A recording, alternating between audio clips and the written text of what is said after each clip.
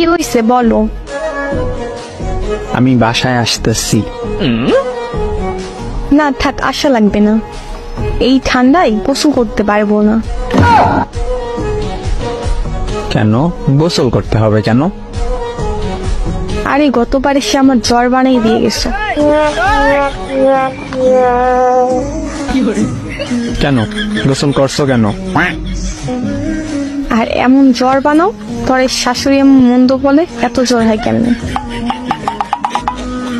আমি তো আর বলতে পারি না তার ছেলের জন্য সকাল সকাল গোসল করতে হয়। আরে আমি সেইটা বলি নাই, মানে এই জন্য আসবো না। তুমি সবসময় এটাই বলো, কিন্তু ঠিক আমার জ্বর হয়। আরে সত্যি বলতেছি।